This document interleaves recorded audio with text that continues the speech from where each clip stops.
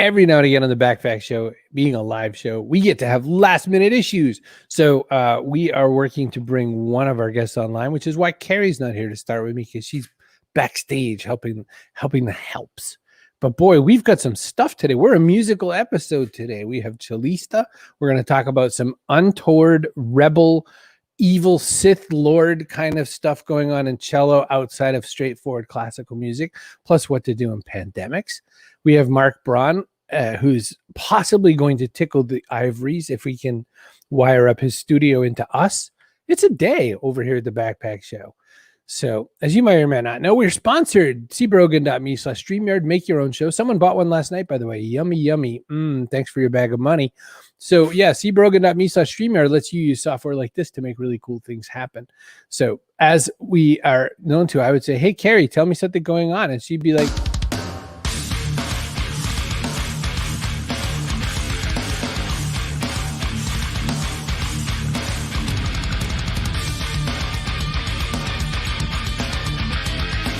Backpack Show. And John has to leave. I mean, this whole thing is just coming apart at the seams. But no, it's a musical episode this time. And the reason is because, there's a lot of, the show's all about business insights, right? It's business success, business insights. We're looking for what's going on. And we're looking for what's going to make it, interesting for you. And so as I was roaming around saying, hey, find me some cool, interesting people, I don't know how many people said all at the same time, basically, you've got to grab the Cellista. She does some cool stuff. She is known for collaborating and making all kinds of things happen. She does theater. She does all kinds of productions out in the world, and also makes cello music happen. So we're going to dig in and start there. And I will say hi to all the people in the audience really quick too. Hey, my dad. Hey, Scott, how are you? Hey, Naz, how's things going in Milan? You should say hi to the Cellista. Hi. It worked so fine. Everything just happened. It's just magic how that worked. So I'm really glad to see you. Oh, also my mom came. When you were how old did you decide that this is the instrument for me? And did you play lots of different instruments, or did you start with cello? Okay, so I started a little bit late for classical music. So I was 11. Wow. Yeah, so I started on piano when I was 8. And then it was the summer before middle school, and a string quartet came into my elementary school to perform. And I remember I was like sitting on the floor next to the cellist, and I had my hand like on the floor, and I could just feel the vibration. But the cellist was like 6'4" with a huge fro and an eye patch. And I really wanted to be as cool as him. So that's why I chose cello. For the great imagery that ran with it. I think that's the best. Especially at elementary school age, about 0 people go, you know what I'm going to do in my life? I'm going to play cello, and then really do it. Hey, there's Carrie. Can we test and see if we can hear Mark? I'm so sorry to interrupt you, but it's now or halfway through. It's a live show. Let's try it out. Hey, Mark. Oh, no, that's not good. That's awesome. That's a no. Thanks. See, Carrie. Bet you never had a show like that before. So that's not true. I play lots of noise shows, and they sound a lot like that. There you go. Gerard's hanging out on Twitter. He says he's here for the musical theme.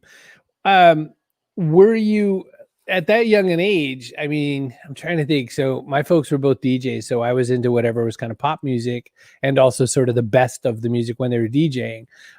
What was your musical situation at home? That that you were already learning piano and stuff like that. Like what was allowed in the house? What could you play? What's everybody's relationship with music? Walk me through. So my household is not musical. So my father is he's a philosophy professor, and my mother is a city manager. And wow. Yeah. So like at home they would listen to things like, it was a weird mix of like Vivaldi and then like Bob Dylan. Okay. And I don't know. When I grew up, I really liked bebop jazz, but I also really, really liked my Teddy Ruxpin tapes. Right. So, straight down the middle classic tapes like that. Yeah. The Wheels on the Bus and naturally. when So let's jump a little bit forward. So now you're, I don't know, 13, 14, and now you're getting judged for everything. And now like you're wearing the wrong shirt someday because some other girl said you are and all that sort of thing. Music is that though too, right? Like 7th grade, 8th grade. That's when, you know, you're not cool if you're not into X. How did you navigate that sort of stuff? I mean, I don't think I cared. I just did what I did. I mean, I grew up in such a weird household as it is. I don't know if I just didn't care. Just said, that's it. I'm into the thing I'm into. Yeah. Did you march to the beat of your own drummer for quite a long time? Was that part of your artistic self or, Yeah, I think so. I mean, yeah, I just do my own thing, whatever makes sense to me. I just don't worry about it too much because I have a pretty wide expanse of music that I love. Sure. And then who is as you start buckling in to do the lessons, what was that work like? Because, a lot of people who are, not as musically inclined don't realize that there's such a grind to it. And there's two kinds of people. There's people who lie about doing the lessons, and there's people who love it and just play all the time. And it just stops being lessons as such. Where are you there? I mean, I feel like there's been different phases of my life with cello. So in general, I do think classical music it's a total bitch because you're just working a lot. You're just sitting in a room practicing. You're constantly self-critiquing. You're having other people critique you. You're having your peers critique you. You're never good enough. And yet you keep doing it. So it's a completely psychotic sort of experience. When I went professional, my relationship to the cello really changed because it became my job. And Gotcha. So it's very easy to kind of burn out, get kind of numbed out because, you're gigging like, you have to have at least 7 gigs a week, right? So you're always playing. You're going gig to gig to gig, and you're not really playing for pleasure, So it becomes a very different experience. It's a grinder that way, the way you lay it out. I mean, especially because with classical, your job is to land. Your job isn't to think. Your job isn't to, flourish in any such form unless you're given the rare lead. Your job is to land the notes. Yeah. Can we try one more time? And then I'll go away and not come back. Yeah, I'm not talking to you anymore this whole Stop episode. it. You have to. Ready? Stop it. Okay, Mark, say something.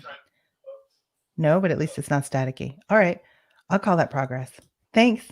You're welcome. So you have to basically perform. You have to be like straight on. And so then you start at some point, and I'm curious about that. You start betraying the rules of basic classical music. Oops. What happens? What happens there? You say, I think, and how did you classify it? Because I'm sure there's got to be that language of, all right, well, here's how I'm going to make the jump, and like, here's what I'm going to say about that to the people that call me these days to just swing in and do some Vivaldi and whatever. Yeah, I think what happened was I had been living abroad for a while in France. I had stopped playing right after my undergraduate, and I was missing cello, so I returned home stateside, and I ended up in San Jose. And it was there that I crossed into doing multidisciplinary work and doing sort of more what I would say is performance art. And I realized as I was doing it, just by chance in a way, that it was really resonating for me. And I felt that I could tell more complex stories by juxtaposing different elements in different disciplines and doing costuming, working with visual artists, with dancers. And I didn't see anyone else in my field doing it, at least immediately around me. So it was sort of a lonely, strange, but very rewarding experience. And that's when I definitely left the flock. So now let's push you all the way to the last handful of months. Welcome to all of my friends and everybody you probably work with. We don't have gigs. We're all home. We're all just looking at the walls. And, my pal Todd was on last week. He plays with Slash and Miles Kennedy and the Conspirators and all that. He's a rock guy. And when he's not playing for those guys, he's playing for Alice Cooper or a Kiss Cruise or whatever. He's in a lot of different bands, but he's not. What are you doing with the last handful of months? And what are you going to do to make that work out? What's your roadmap now? And or are you just whatever, I'm just going to do what I'm going to do and just, it's going to change someday. What's your take right now? Well, I think the interesting thing about music and the music industry is that musicians are quite resilient and we have very flexible revenue streams and multiple revenue streams.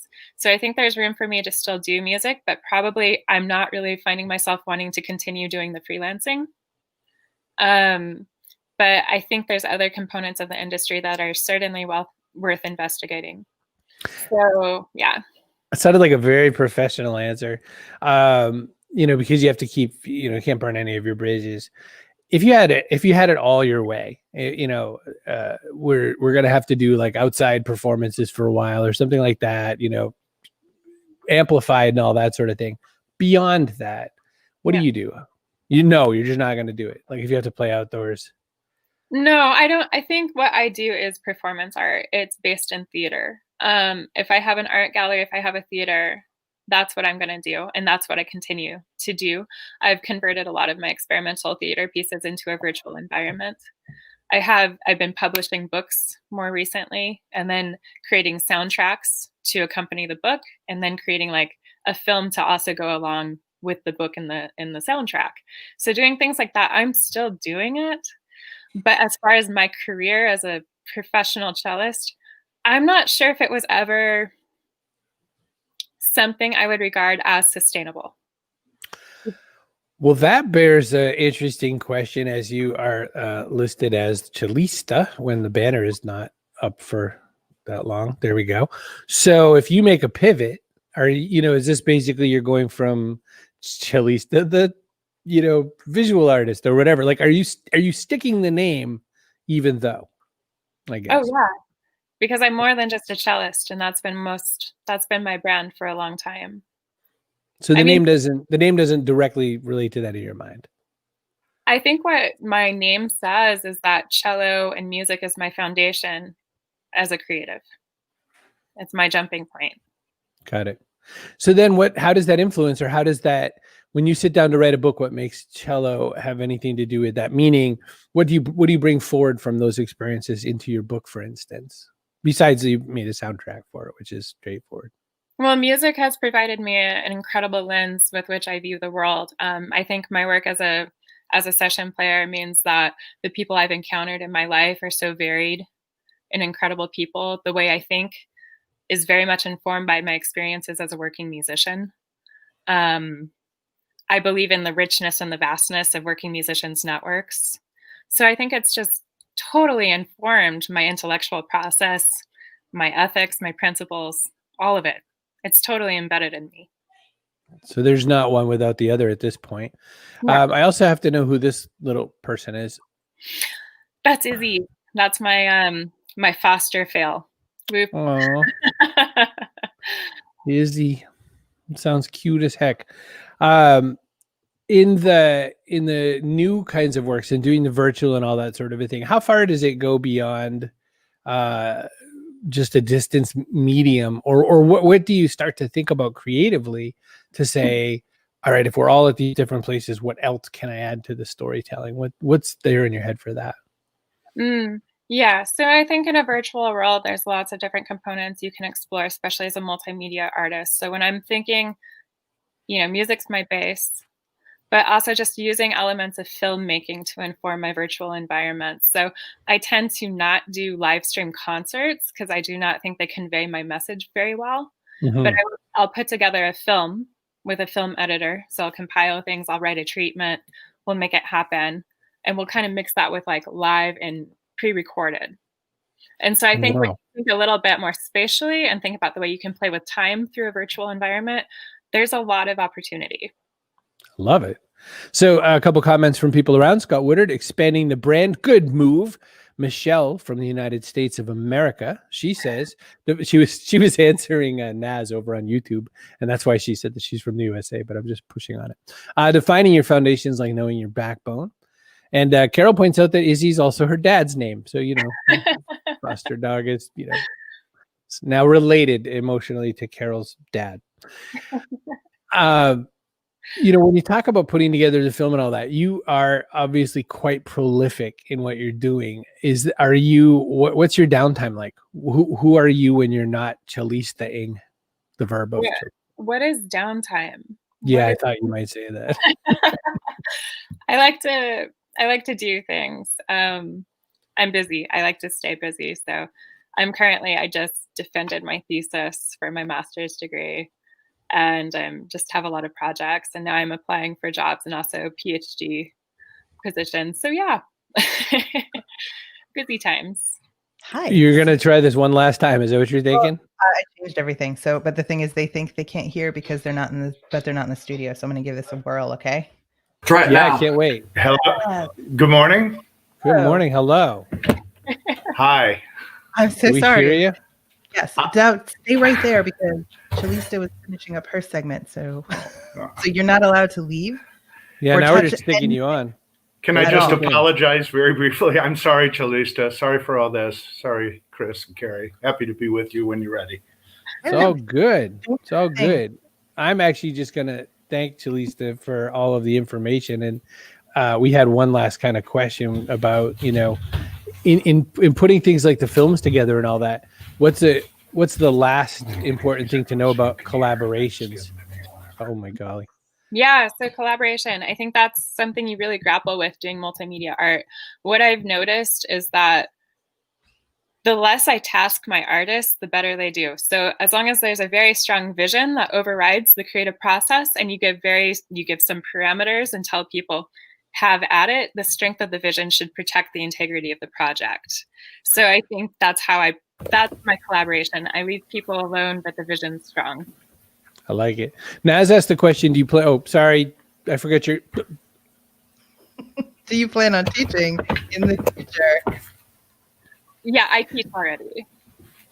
She teaches already, Naz. Are you looking to pick up some cello skills? Oh, all right. Like business consulting with emerging artists. Well, I'm going to ask you to sit by. We're going to talk to Mark a little, and then we're also going to go from there. I don't even know if Mark's... Are we back on, Mark, here? Mark. Hey. Oh, you took him. Did you take him away or did he disappear? I didn't touch it. They did it. You know what? I'm good. We'll another time. Well, Mark really tried. He drove for an hour to be in the studio, and I feel really drove for an hour. Anyway, we'll talk about that offline. Okay. But bear in mind, this was so fun, even with just Cellista. Plenty of fun right there. So I don't know what to do. Here's what I would do if I worked for you, which I do. I would ask Cellista the backpack question now, just in case, and then I'd give it one more try. Let's do it. All righty. I'm gonna have to add some things to our email for next time. So the whole idea of the backpack is really simple. We're building on unsolid ground right now. Everything is shifting sands. We don't have any kind of lockdown anything. So basically, what worked doesn't, and we have to kind of move ourselves forward. We have to think, rolling forward. And the question is this: what would you tell people to put in their backpack that's going to serve them well over the next 5 years for their business insights, their life insights? What are they going to need to navigate the next 5 years? This is a lot of pressure. It is a lot. I feel like I'm doing a recital and I'm like walking on stage and my teacher's like, don't fuck this up, Brea. And I'm like, I don't know. This is my recital. I think it's very vital to rock. That's right. I have lyrics for everything. You know what? I think what I would suggest, because this is what I do for my stuff, just bring a journal. You can write your business plan. You can write your goals. You can write your hopes, your dreams, your frustrations. You can burn it. You can tear it. I don't know if you can eat it, but it's there for you. And I think that's a really good asset. I feel like you can eat it. Isn't that what Wassa fiber crisps were made out of? It's like paper. Old journals. Yeah, old journals. All right, I'm going to bring Mark in, but Cellista, can you stay? Because people have more questions for you. Yeah. So. They have more questions. And I'm nervous. Hi, Mark. Can you hear? Yes, I can. Hey. Touch nothing. Touch nothing. Adjust Mark, nothing. Jazz, blues, and boogie-woogie pianist and philanthropist who drove an hour to be in the studio today so he could have access to a piano. You could have done this in your underpants in your bed with a cell phone. It would have worked just fine. Carol, Cellista, you do so much and seem so energetic. How do you keep your energy up and avoid burnout? Crack. Crack. Really? Okay. I'm a long distance runner. I run all that stress out. I just Don't you dare go anywhere, Mark. Don't you dare go anywhere. Don't go anywhere. You're live. The people are watching, so don't go away. Yeah. So you're a long distance runner. Yeah. You don't are take you the a cello slow with long you. distance runner, and are you like a trail kind of runner? I love trail running. Trail running is amazing. It's my favorite. I love it. Yeah. Back when I ran, but I gave that up for Lent. All right. Mark Braun, we did this. We somehow we made it work. Somehow we made it through the wilderness. I didn't know how lost I was. So you do all kinds of things. And the way someone pitched you to us was that you made a portable piano rig. And I found that fascinating enough as it was. But as we already had like a legendary artistic cellist on, we figured what better to have also boogie-woogie music. But you're studioed. You could actually play a note or two. Like you could sing for your breakfast. At this point, I will do anything I can do to cheer anyone who's within shots. So we've all performed live, though. We've all had this gig. I had a presentation. Again. You know why I don't use slides? I had a presentation in Orlando, Florida, where my slides were being controlled by the guy across the hallway. And so I made it into a bit. I just said, let's wait and see what else he wants to pull up. And I read my this slides. Happens, though, the whole like dance for me thing happens no matter what your job is. Because I worked at a bakery when I was 13 up until I was 23. And I went to dinner at someone's house and they literally said, okay, now time for dessert. You can make the donuts. And I was like, ha, ha, ha, ha, ha. And they're like, what? No, we're serious. Make donuts. I'm gonna make donuts. Oh, let me just do that for you. Let me just roll in my fry-later. Like I need a flatbed like Mark has, but instead of a piano, I'd put a fry-later on it. If I can make some metaphoric donuts for you folks now after what I've done to you, I will. Oh, no, it's all good. I'll drop them in the fryer. Everybody, there is a 15-minute documentary about Mark and his Mr. B's Joybox Express, which is the portable piano he brings around, and that his nonprofit benefits children's programs. So very excited. But yeah, play something. Cellista was like, nah, it's too early. I'm not doing that. Here, Eric, hold this. Yeah. All right. I'll give you 15 seconds.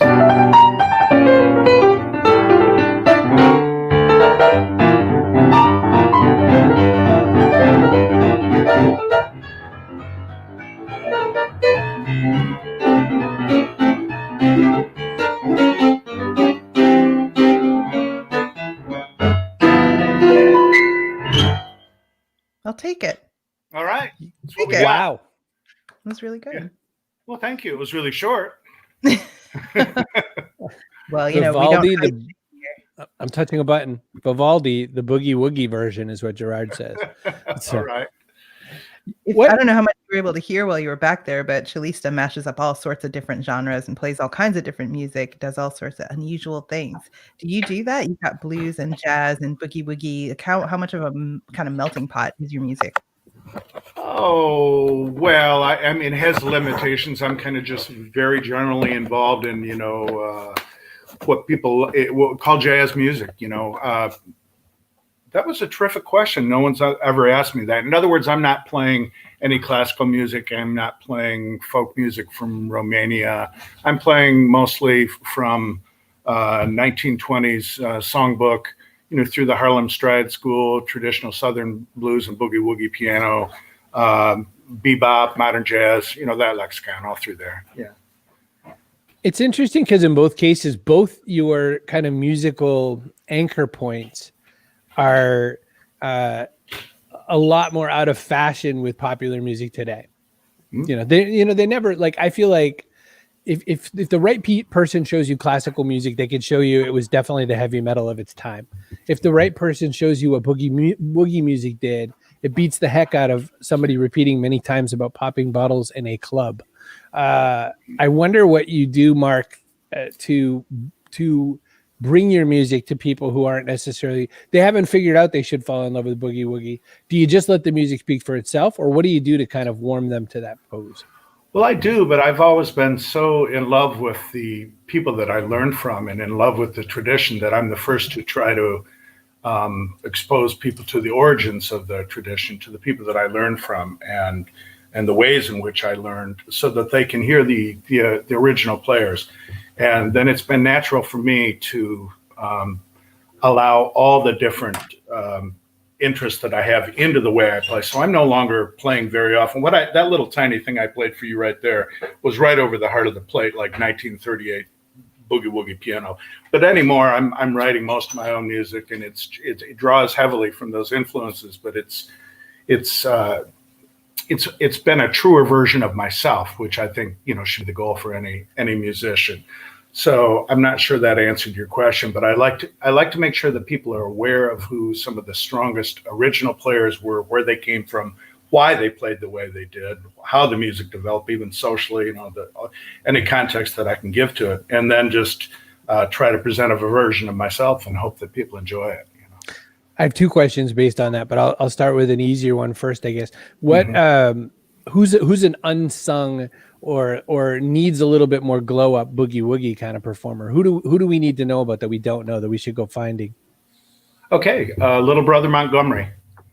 Yeah, Brother Montgomery. Yeah, born Uriel Montgomery, 1906, in Kentwood, Louisiana. That's the north shore of the lake just above New Orleans, Lake Pontchartrain, and he was one of the for serious fans of blues piano, they'll know all about Little Brother Montgomery. But to your point, most of the public's not aware of him, and I loved his playing because he was a little bit of a curmudgeon as a person, but he had a very warm and sweet way of playing blues piano. So he was not flashy. He was the furthest thing from a showboat. Nothing hyperbolic about the way he played. Just beautiful. Just very sentimental and romantic side of blues piano playing, and I love it. So, Little Brother Montgomery. Extra points for using the word hyperbolic in a sentence, Mark. Thank you. Yeah. Gets right to it. Let me just see if I can do this. I bet I can. Oh, yeah. Yeah. Oh, yeah. That's in his house where I used to visit him. Now, when I went down Mulberry, and I turned up clean. Wow. So that's Little Brother Montgomery. If anyone wants to go dig him up after this, go find him in your YouTube crates. Yeah. Oh, yeah. Well, we'll let them fight me again, Carrie. I bet his lawyers aren't as good. Can you play that on the cello, Cellista? Yeah, why not? Yeah. I know you could. I know we could play that together. Yeah. Yeah. There's a duo you can imagine: boogie woogie piano and cello. That makes sense to me. I think it'll happen. Well, so same question I'd asked Cellista. I mean, all of my friends who were performers have all kind of roamed off. You mentioned that you're writing and all that. Are you switching over to a lot of scoring? Are you doing a lot of virtual projects right now? Where are you making your cake right now, as people like to ask? Well, you mentioned what you called my portable piano, and it's really been at the heart of a lot of what I've done since 2009. And so I had built for me a large tricycle. Okay, it weighs about 240 pounds, and on it I put a 400-pound piano, and I've ridden it 3,600 miles to play music for people. Okay, so if you've ever gotten on your fancy 20-pound bicycle, Cellista, I heard you say you like to run. I'm sure you probably like to tool around on a bike now and then too. So you get on one of those things, you go up a little hill, you even just put a backpack on and you can feel the difference. This thing with the piano on it weighs 640 pounds. So it's hard work to move it. And we've had a lot of projects. We've done 5 or 6 major projects. It's called the Joybox Express.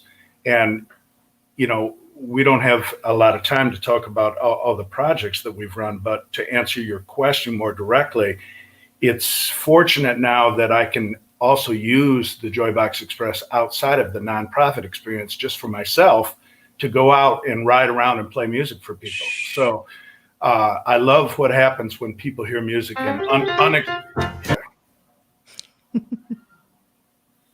It's a beautiful thing. Listen, I'm going to hit one more button because I want to show it. Yeah. And so at least they can get a little glimpse. I turned the volume down for a second. So let's see. So you had that bike custom made so you could haul this piano. Oh yeah. See, there are 2 people on the back. Can you hear me as well as look at the video? Oh, yeah. Yeah. Okay. So when you get a glimpse of it, you'll see that there are 2 half bicycles on the back. There we just went up a hill. This was on the Mississippi River Road ride. It was 1,800-mile ride, 76 days in a row, about 5 hours a day with the pedals going around. And so it takes 3 people to propel it. Oh, what just happened there was such a beautiful story. I hope I can tell you about it. Sure. So, I planned this thing for years. We did, our board of directors, and many people planned this trip. And we had just left Lake Itasca State Park in Minnesota on our way to New Orleans. And we weren't on the bike for 2 minutes and we took a wrong turn. And we were on dirt roads and we were going up hills. And the guys on the back of the bike had never ridden on the back even before we started the whole trip. And I told them, man, get ready. It's not going to be easy. There are going to be times when, it's going to take everything you got and then some. And we're, as I say, already lost on dirt roads, which we never intended to be in. We were approaching a large hill. And I said, man, I don't think we can make this hill. We're going to be dead in the water. We've been gone for 3 minutes. And this station wagon pulled up behind us. And these 2 little kids jumped out, ran up to us, put their hands on the back of the bike and pushed us up this hill in the middle of nowhere. And, it wasn't lost on me that the purpose of the trip was to support kids' access to art and athletic endeavors and opportunities. And here, flip the table and they just literally pushed us up the hill, and that was just one of 1,000 stories I could tell you about just that trip alone. But the piano bike and the effort that it takes to ride it, has again and again and again just really spurred people's their need to give, and not just to receive, but to give back, because the effort that we're showing is really a catalyst, I think, in people's minds to kind of dream their own dreams. And just, all these people saw us on these trips and they see that if this is possible, really any ambition can come to light. It's really that simple. What else could they get an done? Important point, but the piano didn't like the ruddering on the dirt road. Oh, it doesn't like it at all. It's always out of tune. It's a hard life for that piano. But wouldn't people be just as happy if the Joybox Express was a motorized scooter? Like, you really put yourself through a lot. No, they would not be. They wouldn't be. They want to see. Maybe in some instances, Carrie, but a lot of people really warm to seeing, what has happened, like how hard we worked to get to them, what we did to be there. And the fact that I'm not playing, a 12-pound toy piano, I'm playing a real instrument that sounds like a real instrument and feels like one. And then you can hear from 30 feet without amplification. We never use amplification. We're always just playing at a natural volume so that people come close and hear us the way a piano is intended to be heard. So, yeah. All right, I hear that. Listen, we got to do something that I almost forgot to do because I only started it fairly recently, which is the person of the day. And it's good to have a person of the day. I think we're going to grab Naz from over in the lands of Milan because, he got all excited about everything going on. It was a real tight toss-up, though, so I think Gerard better come back another time because I want to make him it. But sorry, Naz, you're it. You're the person of the day. That entitles you to one apple if you can find one in a store. You can get one anywhere you want to get it. Help yourself. I want you to feel good about yourself. Reminder also that we're sponsored. cbrogan.me/StreamYard. Get some, make your own show. It'll work. So listen, Mark, we have to ask you a question we asked Cellista, which is, this world is shifting. There's nothing solid, nothing set in stone. You have a backpack. I know what's on the back of your tricycle, but what will you put in the backpack to succeed for the whole next 5 years? What do you think? Ooh, my imagination. That was quick. Yeah, it's all I have. It's all any of quick. us really have, It's important. Yeah. Yeah. I'll take it. That was so fastly said. So not an avocado. Not an avocado. Well, an avocado in my imagination. Thank you both for being on, and special thanks to Carrie for going and kind of helping navigate with Mark and the engineers. It was we got you in here. We made it happen. So go to cellista.net and all that. By the way, my grandmother played a little bit of boogie-woogie piano. She was known for it. She tried